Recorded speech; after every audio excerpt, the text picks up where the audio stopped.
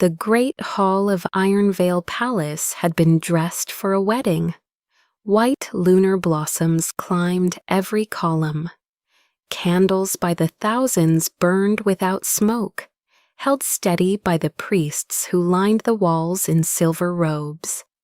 The guests stood in rows so perfect they might have been carved there, their faces tilted toward the dais with the reverent stillness of people witnessing history. And history was exactly what this was supposed to be. Elara stood at the back of the wedding procession, third in the line of handmaidens, close enough to see everything and far enough away that no one would remember she had been there at all. That was the arrangement. That had always been the arrangement. She watched her sister walk. Seraphine moved like she had been born for this moment, because in every way that mattered, she had. 26 years of training lived in the way her chin stayed level, in the measured fall of her silk gown, in the way she did not grip her flowers too hard. Something drifted off her like warmth, like a scent that bent the air between her and the man waiting at the altar, familiar to every wolf in the room, settling and certain, the signal they had all been taught to recognize. Alpha King Kaelan did not smile. He never smiled in public.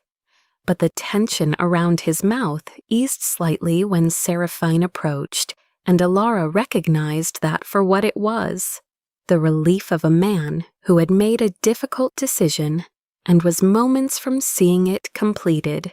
She understood the logic of it. She had always understood the logic of it. Seraphine was the right choice.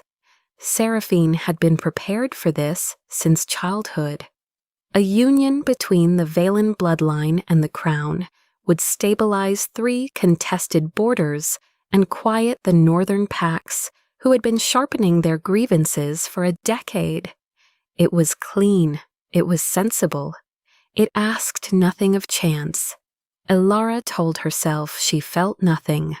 Nothing but the familiar low ache of a woman who had learned very young not to want things that were not offered to her. The high priest raised his hands. Kaelan reached for Seraphine's wrist. The mark on Seraphine's skin began to glow. It had always glowed at this point in the ceremony. Elara had watched them rehearse it twice. A warm silver light, steady and certain, the visible sign of a bond confirmed. What happened next was not part of the rehearsal. The light flickered, then it cracked. The lines of the mark split apart like dry earth after a drought. And from those cracks came something that had no place in a wedding hall.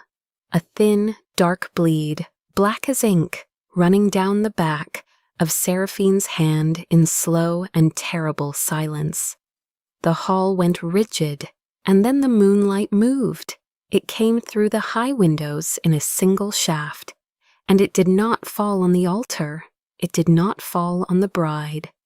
It crossed the entire length of the hall and found the woman standing at the back of the procession in her pale handmaiden's dress, and it did not ask permission. Elara felt it before she understood it.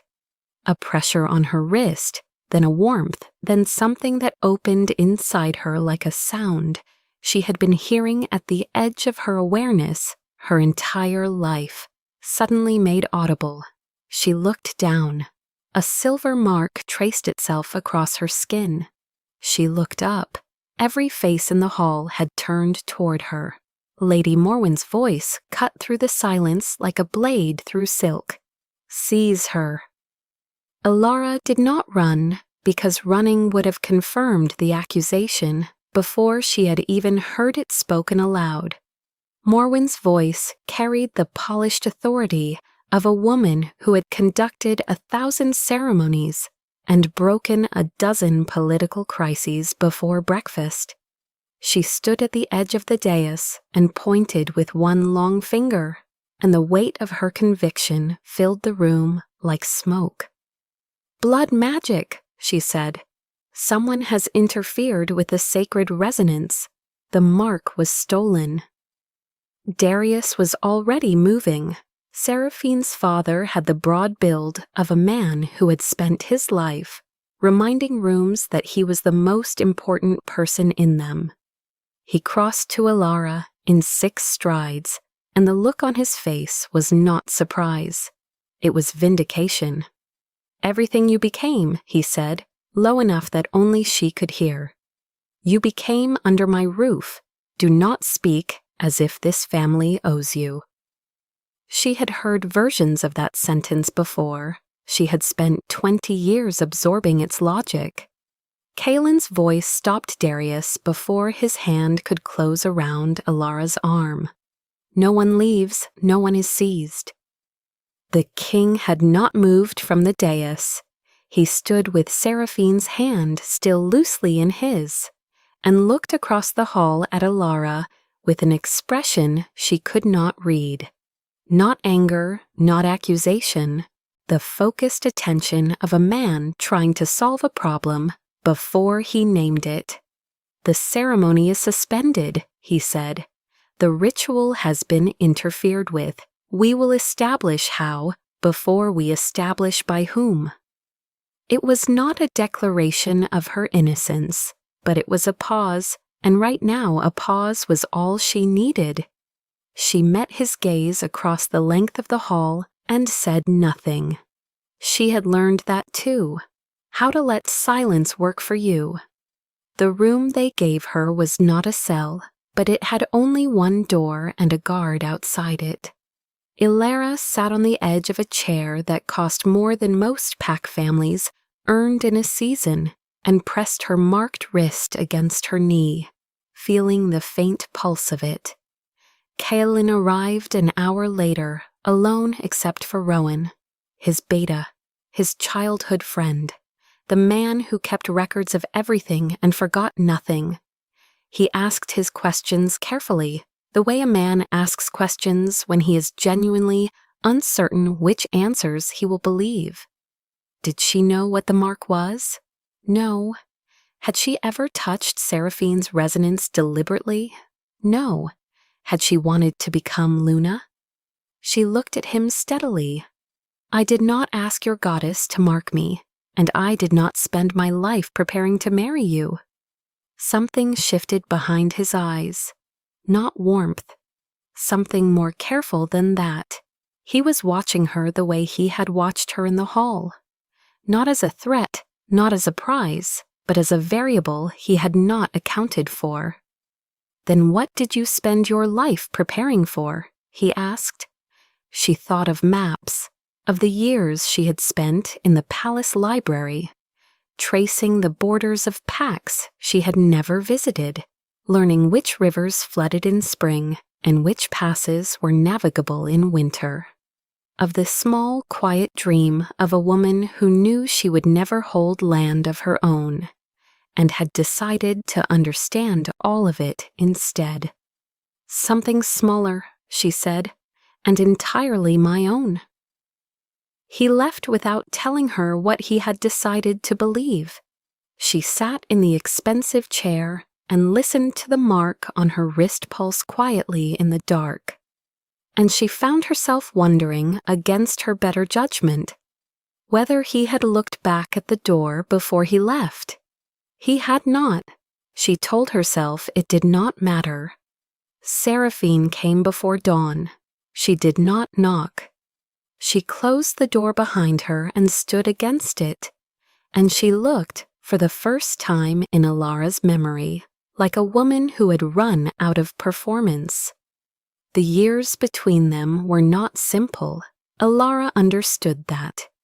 She had been brought into the Valen household at 6, a war orphan with no bloodline worth naming, and Seraphine had been 8 and already being shaped into a future queen.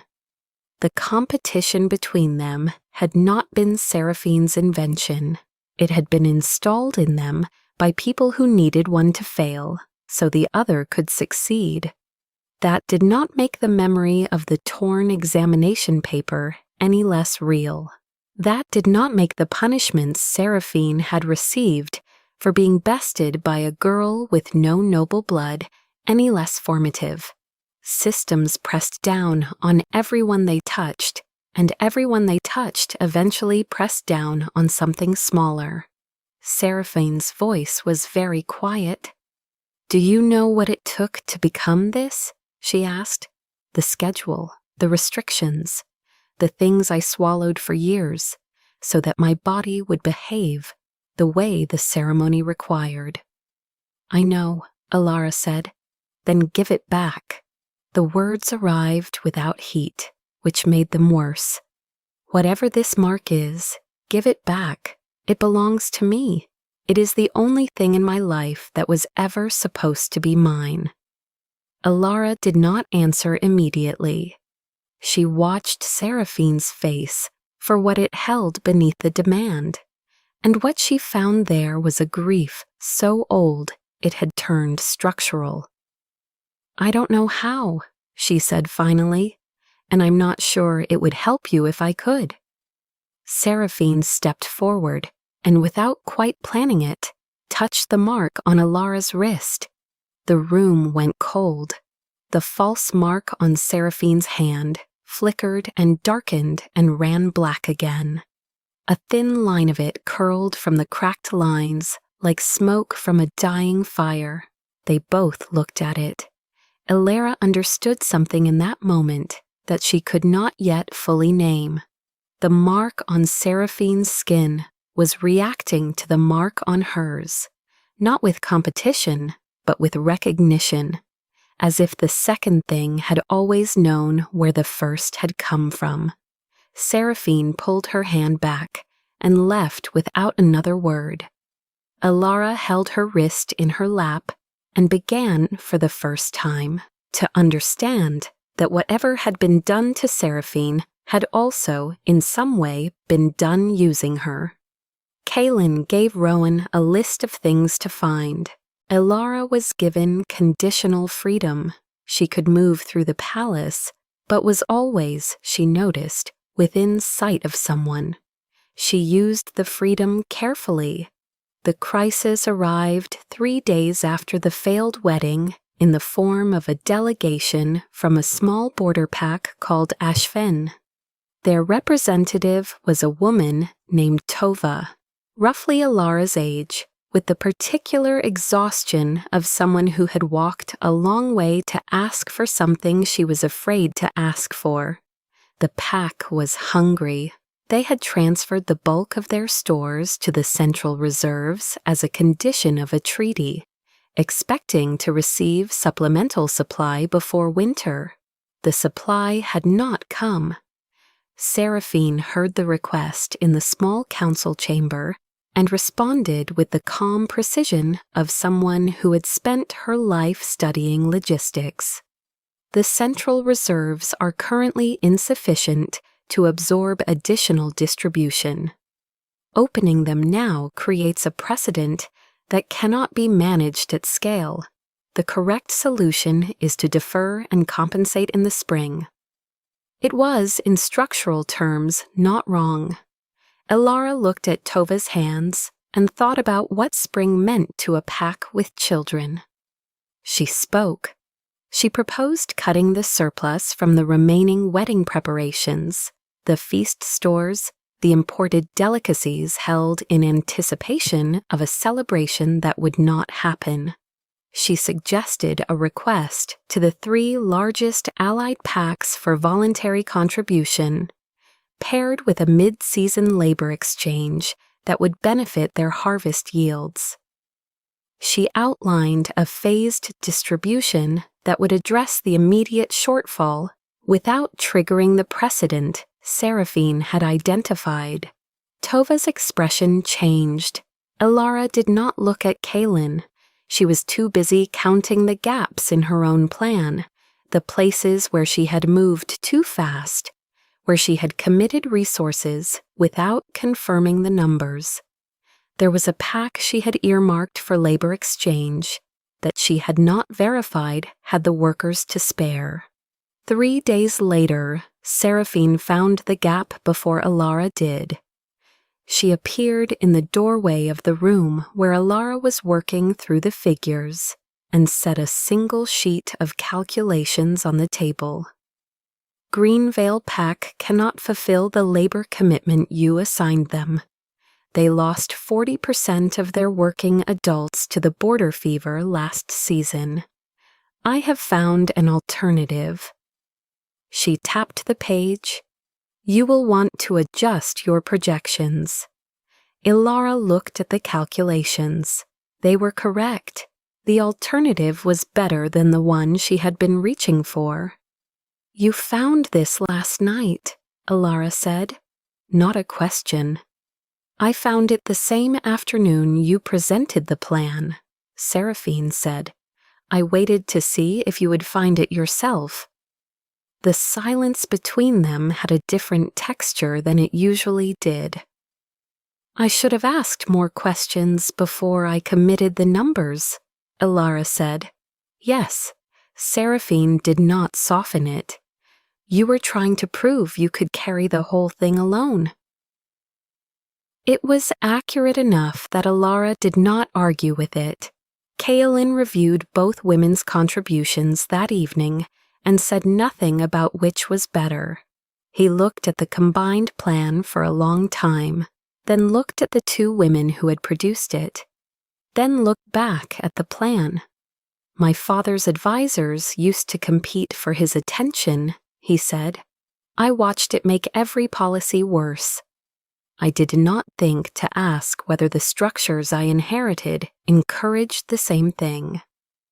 It was not quite an apology, but it was something he had said out loud, in front of both of them, and that was not nothing. The real cost of his inherited structures announced itself 2 days later. Rowan brought the connection to Kaelan quietly, but Elara was in the room. Ashvin, the hungry pack, had been operating under a supplemental treaty for 2 years. The treaty had been structured to provide political cover for the Valen Alliance. It required Ashvin to supply grain at favorable rates to the Central Reserves in exchange for security guarantees. The security guarantees had been honored. The supplemental supply had been delayed, then deferred, then forgotten in the planning of a royal wedding. Kaelan had signed that treaty. He stood in the middle of the room for a long moment and looked at the document in Rowan's hands. Then he did something she had not expected. He asked for a public audience with Ashvin's representative and the heads of the 2 packs that had held the treaty's terms. In front of all of them, he acknowledged the failure. He voided the imbalanced provisions.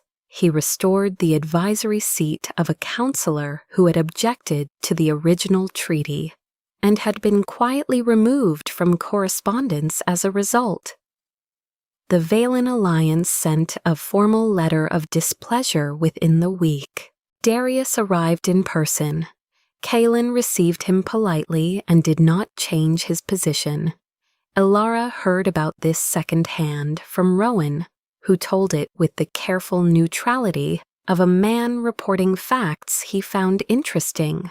She thought about it that night and found that something in her had shifted. Not trust, not yet. But she stopped pretending she did not notice when he entered a room. The dance lesson happened because she walked into the wrong rehearsal.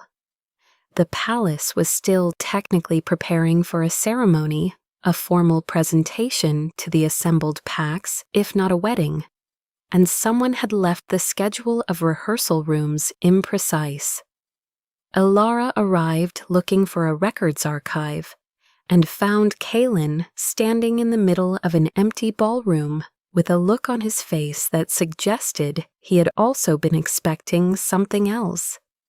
The formal court dance required 17 precise steps and 3 different hand positions that Elara had never successfully completed in sequence. She had been practicing alone for a week, with the outcome of a woman learning to swim by lying on a library table. She said as much. He dismissed the attendants who were trying to materialize from the edges of the room and taught her a different dance instead. It was not court protocol. It was something simpler, with a rhythm she could find on the first try.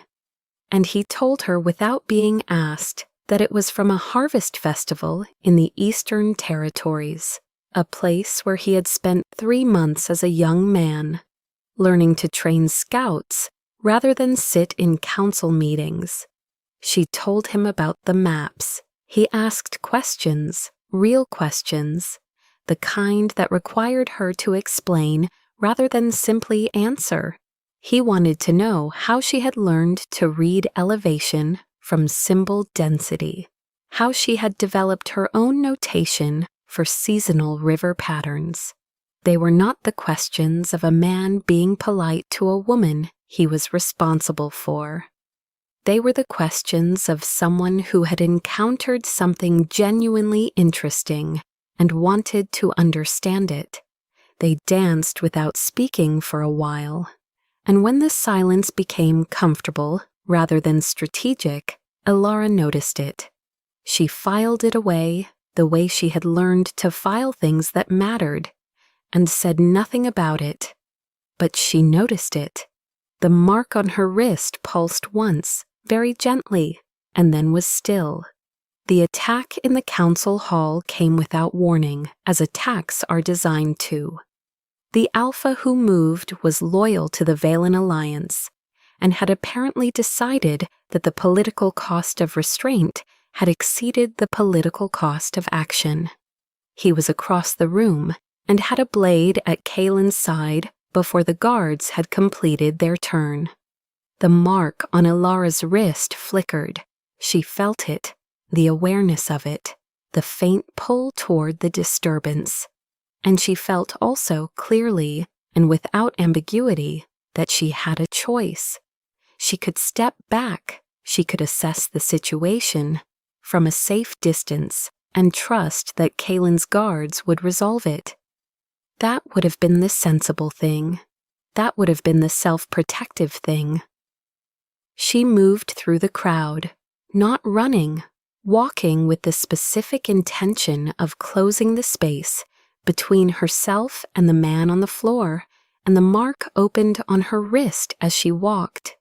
Not explosively, not with theater, just steadily, the way a door opens when someone decides to go through it. Rowan got there first, and the attacker was contained before she arrived. But Kaelan was looking at her when she reached him, and his expression was the most unguarded she had seen it. She asked him if he was hurt. He said he was not. Then he looked at the mark on her wrist, open and steady in the way it had not been before, and she saw the moment he understood what it had just done. Rowan said quietly from behind them both. The mark responded to the decision, not the danger. I've been reading about something called moon claim. I think you should both know what I found.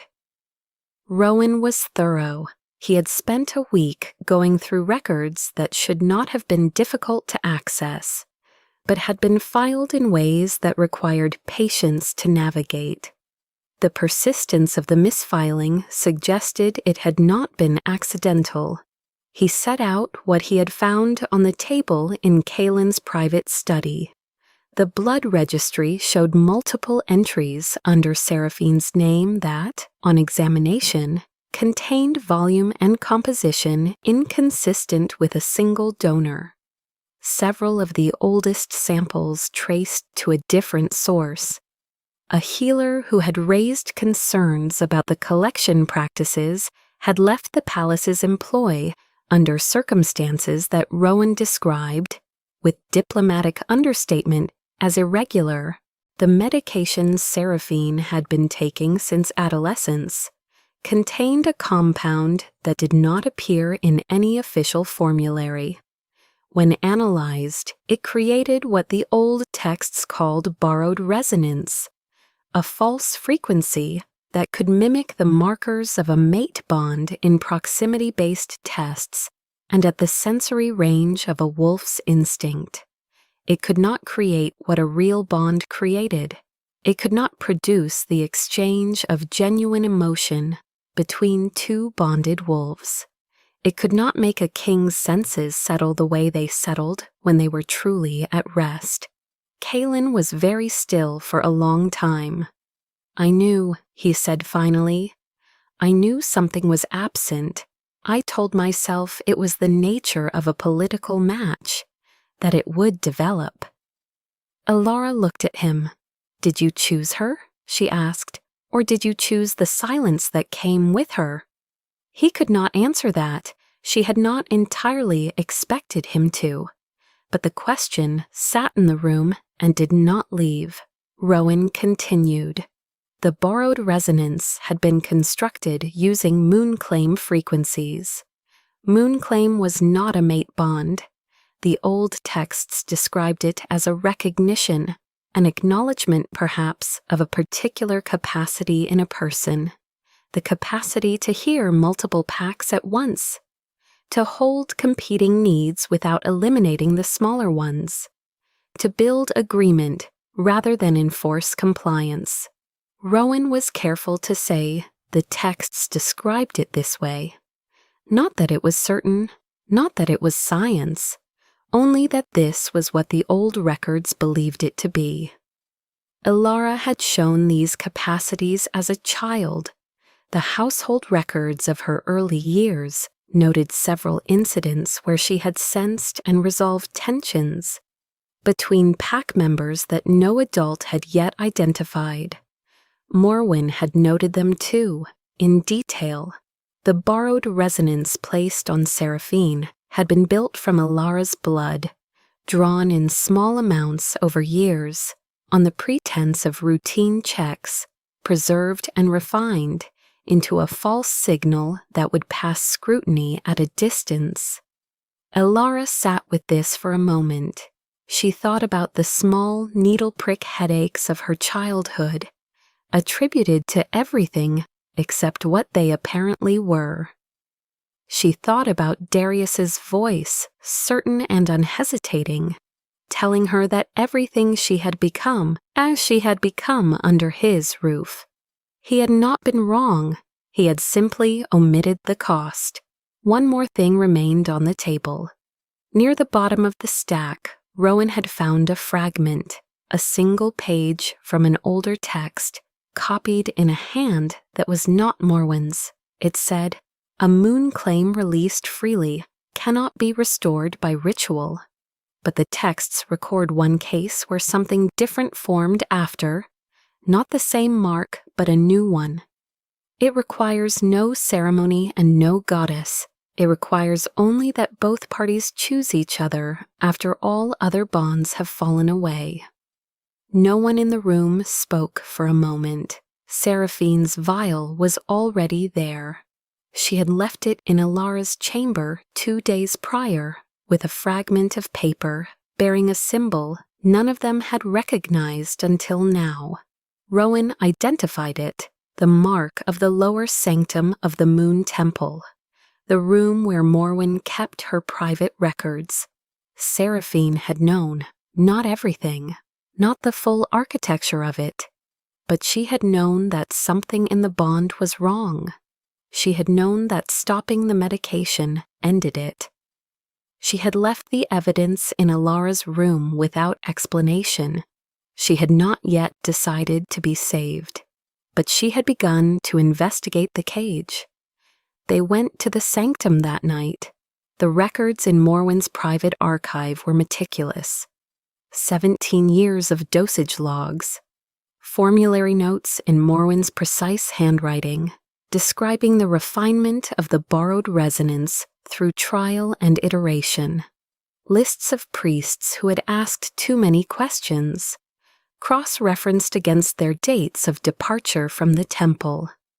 A file dated from the year Elara turned 7, labeled with a symbol that meant recognized, and beneath it 3 pages of observations in a hand that was cold with certainty. A note in the margin, written more recently, "The mark cannot be stabilized without the source." Morwen had known at some point that the ceremony would fail. She had known that the resonance would eventually seek its origin. She had not found another solution. She had simply held the wedding date and hoped the distance would be sufficient. She found them before they found the last document. She was not alone. She had Seraphine, and she had Darius. He stood at the far wall of the sanctum, arms crossed, jaw set, with the expression of a man who had done a calculation and arrived at a number he intended to defend. Morwen's voice in the low room was not angry. It was the voice of a woman explaining something obvious to people who had not yet understood it. "You were never meant to wear the mark," she said to Elara. "You were only meant to provide it." Seraphine stood between them, not held exactly, but placed. Elara looked at her sister across the sanctum and said nothing for a moment. Then she said, "Seraphine, you found this room. You left the vial for me to find. You knew." Seraphine's voice was the quietest Elara had ever heard it. "I knew the bond disappeared when I stopped the medicine. I knew it was not real. I did not know whose blood it was built from." A pause. "I am sorry that is not enough, but it is what I have." Darius moved. He crossed the sanctum floor and placed himself in front of Seraphine. Not to protect her, Elara realized, but to position her. "This ceremony will be completed," he said. "The Valen name is attached to this alliance. Seraphine has given 26 years to this position. You do not walk away from 26 years because of a disruption in the mark." He looked at Seraphine. "Stand still," he said. "Let Morwen complete it. This is what you were prepared for." Seraphine looked at him. For a long time she said nothing. Then Morwen raised her hands, and the sigils carved into the sanctum floor began to glow. Pale gold, then deep amber. The borrowed resonance, pulling itself back together from whatever scattered signal remained. The air in the room tightened. Elara felt the mark on her wrist respond. A sharp, unpleasant tug, as if something was trying to reach through her skin and take back what it had built. Rowan moved to the nearest carved sigil and pressed his boot through the line. The glow fractured. Morwen's concentration broke. She turned toward Rowan, and the full weight of her authority came with her.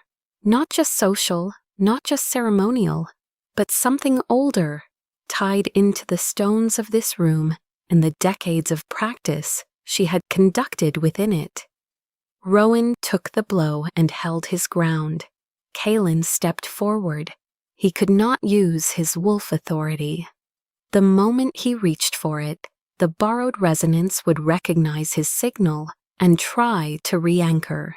He had understood this before they came. He had come anyway. He crossed to the altar at the center of the sanctum, the stone surface where the original resonance had been sealed, and brought his palm down on it hard. The seal cracked. Not completely, not enough. Morwen turned back toward Seraphine, voice sharp now. "Stand still. It will only take a moment. Everything you are depends on the next 30 seconds. Darius put his hand on Seraphine's shoulder. "This is your life," he said. "Everything we built. Don't let her take it from you." Seraphine looked at his hand on her shoulder. She looked at Morwen. She looked at Elara. Elara said, "They made us compete for a life neither of us chose." Seraphine said, "I chose it every day. Because they taught you there was nothing else."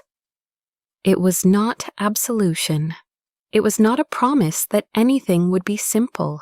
It was only the truth, stated plainly.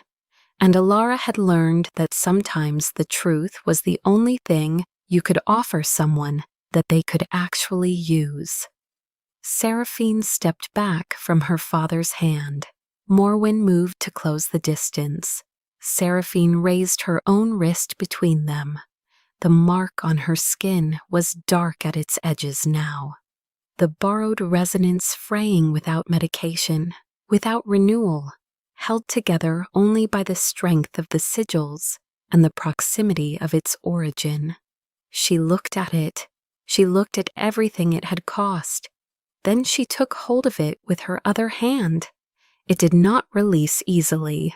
The mark clung, not because it was hers, but because it had been built to persist, designed to survive attempts to remove it, refined over 17 years to be exactly this stubborn. Seraphine made a sound she had not intended to make. Her senses went sideways. 17 years of familiar signal trying to reattach. Kaelan's presence suddenly strange and unanchored in her perception. Her wolf lurching toward a connection that was already dissolving. Morwen said her name. Darius said her name. Seraphine said, "Then let it die." She tore it loose. The sanctum went white for one moment, then dark. The borrowed resonance collapsed. Seraphine's knees did not fail her. But she stood in the silence of her own unmedicated self, and her breath came hard, and the wolf inside her was quiet in a way it had never been. Not peaceful, but honest. For the first time in as long as she could remember, nothing in her was performing. The sigils on the floor went dark. Morwen stumbled. The borrowed resonance was not entirely finished.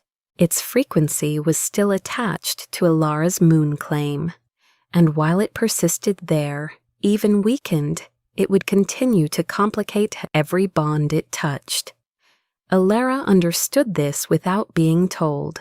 She also understood that breaking it meant releasing the moon claim itself, stepping out of the category the mark had placed her in before she had been old enough to consent to the placement. It meant accepting that the moon might not reach for her a second time, that she might live the rest of her life without external confirmation of what she had always suspected she was. She broke it, not with ceremony, not with a speech. She simply made the decision, and the mark on her wrist flared once, brilliant and brief, and then faded to nothing. The last of the sigils went dark. Rowan had the final anchor under his boot. Kaelan held Morwen at the broken altar.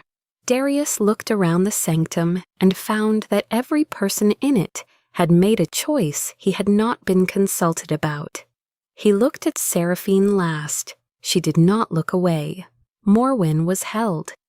Darius was called to account, not for incompetence, but for the signed authorization that Rowan had found in the registry. His name on the document approving blood collection from a ward of the household, in quantities that no routine check required. Seraphine gave her testimony clearly and without deflection. The morning after was the longest of Elara's recent memory. She found herself in the corridor near the palace library, the corridor with the good window, the one that looked out over the eastern territories, the one she had claimed years ago for the quality of its light when she was working on maps. She did not know when she had started walking there. She had simply been somewhere else, and then she was here. She heard footsteps, not Rowan's. Rowan walked like someone already calculating the distance to the next destination. These footsteps were deliberate, and they came without the small sound of guards. Kaelan said, "Rowan thought you would take the main corridor." Elara turned. He was standing at the far end of the hall with his hands at his sides, not a king in that moment, just a man who had figured out where to look. "You told him I would not," she said. "I told him you would avoid any route that pulled conflict through the servants' quarters." He came closer. "I told him you would take the archive corridor because you would want to see the maps." She had, in fact, glanced at the map case as she passed. She had not realized she had paused. "You learned that," she said. "I was paying attention." He was close now, not close enough to be a claim, close enough to be a choice. "There is no mark between us," she said. "Not anymore." "I know. You should know what that means. No signal, no certainty. Just two people with significant reasons to distrust each other's motives, making a decision with incomplete information." "Yes," he said, "that is what it means." She looked at him for a long moment. He did not try to fill the silence. She said, "I want to discuss terms." Something changed in his expression. It was the first time she had seen him look like he might laugh. He did not, but the possibility of it was there. "Terms," he said. "Any arrangement between the crown and my work goes through a body with representation from the small packs as well as the large ones. The Office of Accord, or something like it. It answers to the assembly, not only to you, and Seraphine is invited to participate if she chooses." He held her gaze. "Accepted," he said. Outside, in the larger motion of things, a great deal remained to be done. Some months later, the great hall of Iron Veil was lit again. There was no procession, no white flowers draped over columns, no priests in silver robes maintaining candles with held breath. There were a few dozen people in the room, representatives of the assembly, members of the small packs that had joined the new accord, and most of them were watching with the curious, ordinary attention of people witnessing something real. Kaelan had placed his crown on the table by the door. He asked Elara to dance. She was wearing a dress she had selected herself, not the pale handmaiden's dress that made her forgettable, not the Luna silks she had never been offered. Something in a deep, practical blue, cut for movement, with no symbolic weight at all. They danced the harvest dance from the Eastern Territories, the one without 17 steps, the one with a rhythm she had found on the first try. When it was finished, they said what they had decided to say. He said, "I will not call duty love again." She said, "I will not call a mark my worth again." The silence after was long enough to be honest. The moonlight came through the windows very quietly. It did not arrive with theater. It simply found them, and on both their wrists something appeared. Faint, silver, more like the memory of light than the light itself. Not a command, not a destiny. Only the evidence of a decision that had already been made, reflected back in the only language the old resonance knew how to speak. Elara looked at it for a moment. Then she looked out at the room, at the representatives, at the table where the new accord's first draft was waiting, at the back of the hall where a woman she had once competed against, for a life neither of them had chosen, was standing in ordinary clothes, watching with an expression that was not grief and not approval, but something Elara thought might eventually become its own thing entirely. Seraphine left the next morning. Before she went, she came to find Elara in the archive corridor. They stood with the map case between them and did not reach for each other. Seraphine said, "I spent my whole life becoming the daughter they wanted." Elara said, "Then find out who you are when no one is watching." They did not embrace. But they stood there for a moment, longer than was strictly necessary, and when Seraphine left, she walked like a woman who was going towards something rather than away. In the weeks that followed, the assembly met for the first time. The bloodline records were opened for independent review.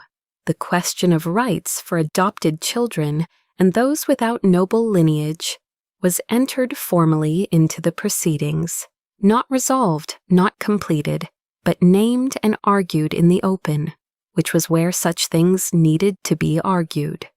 Morwen was tried. Darius lost his seat. An alpha from one of the northern packs stood in the assembly chamber and objected to Elara's participation. He cited her lack of bloodline. He cited the absence of a formal title. His objection was procedural in form and ancestral in substance. Elara did not raise her wrist. She reached into the case she had carried into the chamber and placed 3 documents on the table. The first was the resource accord that had prevented armed conflict between Ashvin and 2 neighboring packs. The second was a revised treaty structure she had drafted over 4 consecutive nights, which had since been adopted by 6 pack delegations. The third was a complaint resolution framework, still under discussion, which addressed the kind of quiet grievance that turned into open conflict when left unrecorded. She looked at the man who had objected. She said, "Judge the work." He sat down. Outside the window, somewhere in the Eastern Territories, the passes were opening after winter, and there were maps that still needed to be drawn. Elara intended to draw them, not because any mark had told her she could, because she had chosen to, and some choices, it turned out, were made once and held for a very long time.